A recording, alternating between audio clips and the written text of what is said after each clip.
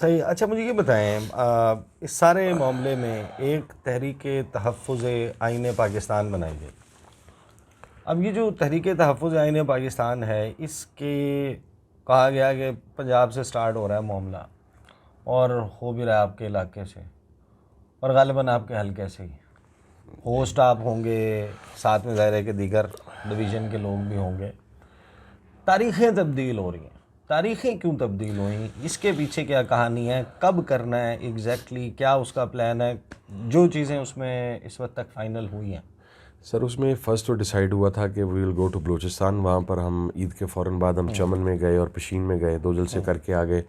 اس کے بعد 28 تاریخ کا جلسہ ڈیسائیڈڈ تھا کراچی کا، اور کراچی کے بعد 10 تاریخ کا جلسہ ڈیسائیڈڈ تھا فیصل آباد کا. ہمیں 28 کی اجازت نہیں ملی اور وہ معاملہ ہائی کورٹ میں چلا گیا. ادھر سے ہمیں 10 کی اجازت بھی نہیں ملی. اس کے اوپر فیصل آباد ڈسٹرکٹ اور ڈویژن کے تمام ایم این ایز، اور میں نے یہ کریڈٹ ضرور دینا چاہوں گا، وہ ایم پی ایز اور ایم این ایز جتنے بھی پارلیمنٹیرینز ہیں، انہوں نے یونانیمسلی یہ ڈیسائیڈ کیا، I was cheering that meeting, کہ ہم 17 کو جلسہ انانی کیس کریں گے، اجازت ملے یا نہ ملے.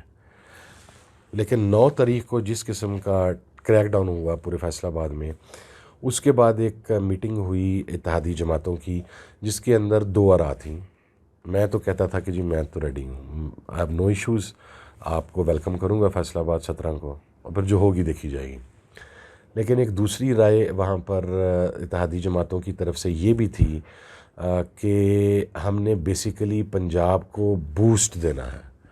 ہم کو چند گھنٹوں کا ایک میڈیا ہائپ نہیں چاہ رہے کہ لوگ پکڑے گئے ہیں، محمود خان صاحب کو، مینگل صاحب کو، عمر ایوب صاحب کو، اسد کیسر صاحب، رضا ناصر عباس، ان لوگوں کو فیصل آباد میں داخل نہیں ہونے دیا جا رہا ہے. ان کی ضلع بدری کے احکامات آ گئے ہیں، پولیس انٹری پوائنٹس کے اوپر کھڑی ہے. تو for some hours that can be a news, لیکن وہ خبر شبر چل گئی، چل گئے، فلیش ہو گیا، بھائی اتنا ہو گیا، اس کے بعد کچھ نہیں ہوگا. دوسرا نقطہ نظر یہ تھا کہ اس کو ہم فیصل آباد میں ایک اتنا بڑا ایونٹ کر دیں کہ اس کے بعد پنجاب میں ہم انسٹاپیبل ہو جائیں. ہم نے ایک ایسا پلان چیک آؤٹ کی، اسی لیے ہم عدالت میں چلے گئے. اس میں ڈیسائیڈ ہوا کہ فائنلی ہمیں عدالت میں جانا ہے، ہمیں اجازت لینی ہے، اور عدالت میں اپروکسیمیٹلی 10-12 دن کے اندر ہمیں اجازت مل جائے گی. جلسہ 5 دن آگے چلے جانے سے کوئی نقصان نہیں ہوگا، لیکن اس کی سمبولک سگنیفیکنس جو ہے وہ پنجاب کو کھڑا کر دے گی، بیدار کر دے گی. اس کے اوپر پھر کنسنسس ہوا سارا، جس کے بعد اسی لیے ہم نے آج کے دن تک اپلیکیشن نہیں دی تھی ہائی کورٹ میں اجازت کے لیے. اب آج ہماری طرف سے اپلیکیشن چلی گئی ہے عدالت میں، اور وہ تمام پارٹیز کی کنسنسس کے ساتھ گئی ہے. لیکن ہم جو ایک بلاک بسٹر دیں گے وہاں پر فیصل آباد میں، وہ پاکستان کی پولیٹیکل ہسٹری میں وہ چیز نہ پہلے ہوئی ہے کبھی، نہ پہلے کسی نے سوچی ہے، اور نہ ہی میرا خیال ہے کسی کے وہم و گمان میں ہوگا. وہ میں انشاءاللہ دیٹ از مائی کمٹمنٹ کہ ہمیں ہائی کورٹ سے ایک مرتبہ آپ اجازت میں لینے دیں، وہ میں آپ کے ساتھ ہی انشاءاللہ وہ بریک کروں گا. اچھا. اور وہ ایک ایسا ایونٹ ہوگا کہ میں آپ کو یہ بات یقین دہانی سے کہہ سکتا ہوں کہ اس کے بعد پنجاب ول بی انسٹاپیبل. وہ کسی آدمی کے وہم و گمان میں، ان کے تخیلات میں بھی وہ چیز دور دور تک نہیں ہے جو فیصل آباد میں ہوگا. کوئی ویڈیو چلانے لگے ہیں، کوئی آڈیو چلانے سر لگے ہیں، ویڈیو کوئی ہی سب ثبوت رکھنے سر لگے ہیں. پولیٹیکل ورکر جو ہے نا، وہ میں 5 سال سے اپنے والد کے ساتھ ہوں. میں تو گراؤنڈ پہ ماریں بھی کھائی ہیں، اور میں تو شیلنگ کو ہمیشہ انجوائے کرتا ہوں. ٹھیک ہے، میں ڈنڈوں کو، مقصد ہے وہ جو ایک پروٹیسٹ ہوتا ہے اس کو میں نے تو ہمیشہ انجوائے کیا، میں نے کبھی اسے فرار حاصل نہیں کیا. لیکن جو ہوگا اس میں نہ شیلنگ ہوگی، نہ پروٹیسٹ ہوگا، نہ ہم پہ زور زبردستی ہو سکے گی. دس از مائی زور زبردستی نہ سر، نہ. آپ اس دن ایک ایسا روپ دیکھیں گے اپوزیشن کا جو کوئی کم از کم پچھلے 75 سال میں اس کا پریسیڈنٹ موجود نہیں ہے. 75 سال میں اس کا پریسیڈنٹ موجود نہیں ہے. Whatever will happen there. اور یہ سرپرائز آپ میرے ساتھ بریک بھی کریں گے. That's my promise with you. اچھا مجھے یہ بتائیں، مولانا فضل الرحمان صاحب بڑے پاکستان کی سیاست کے اس وقت بھی جو دلچسپ ترین کیریکٹرز ہیں ان میں سے ایک ہے.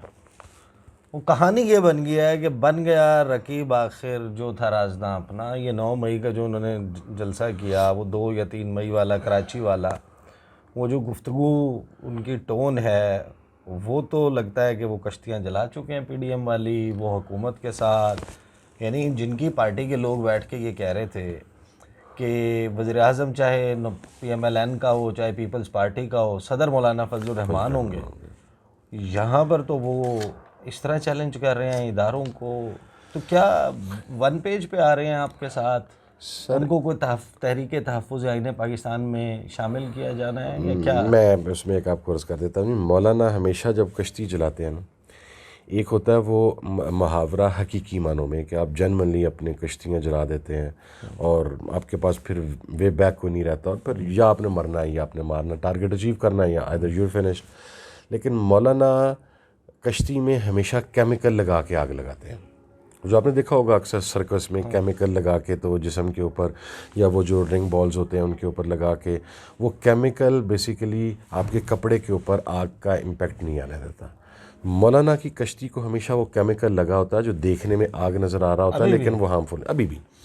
لیکن ایک تو میرے والد کی بہت پرانی ریولری ہے مولانا کے ساتھ، اور اس کی ریزنس ہیں۔ ہم یہ سمجھتے ہیں کہ مولانا دکھاتے کچھ ہے، ان کا موٹیو کچھ اور ہوتا ہے۔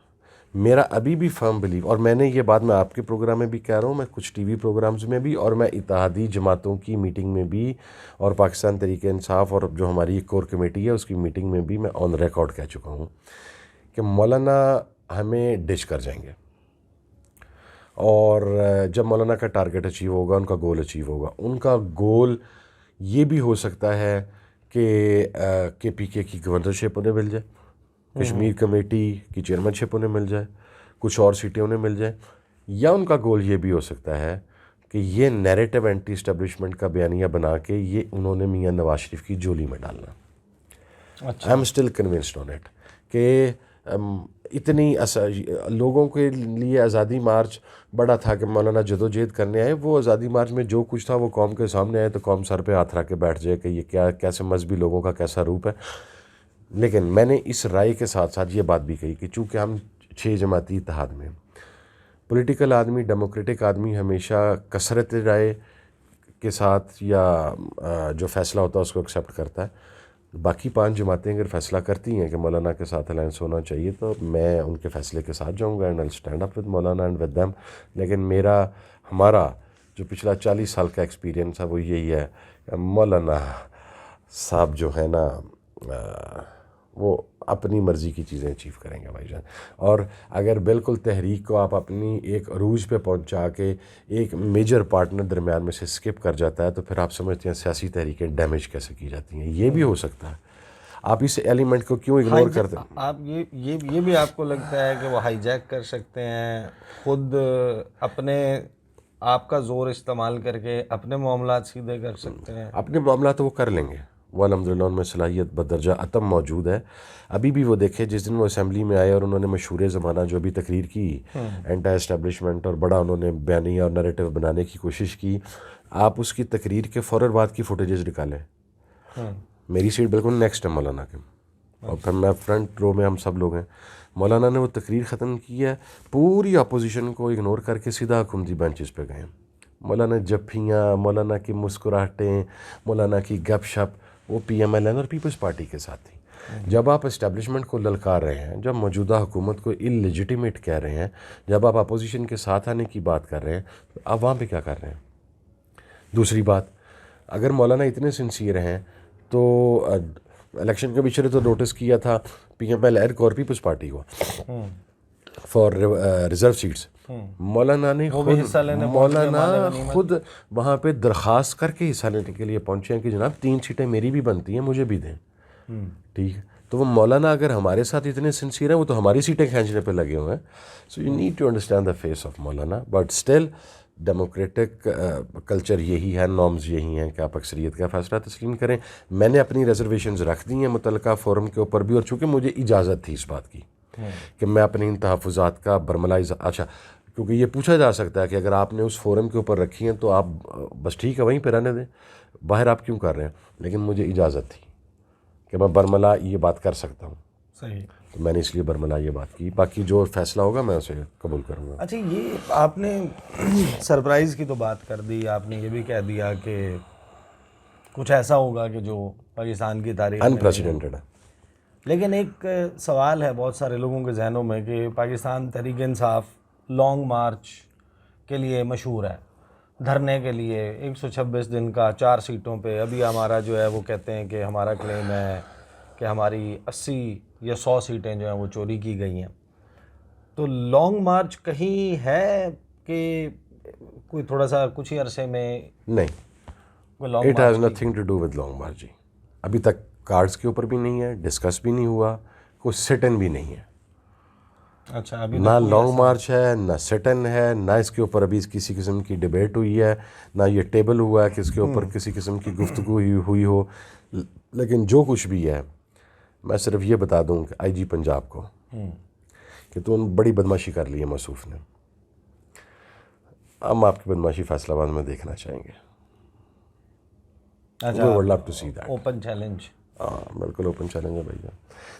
دیکھیں میں بڑا کلیئر ہوں اس معاملے کے اوپر. آپ نے ہمیں گرفتار کرنا ہے، قانونی راستہ اختیار کریں، وارنٹ لے کے پکڑیں، 100 بسم اللہ.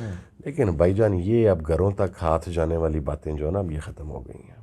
پھر یہ اب ہمارے گھروں تک نہیں رہے گا، یہ پھر ان آپ کے گھروں میں بھی جائے گا. اور آئی ول بی سرپرائزڈ اگر آئی جی پنجاب میں اس کے بعد اتنی کرج ہوئی کہ he'll be able to do something in فیصلہ آباد.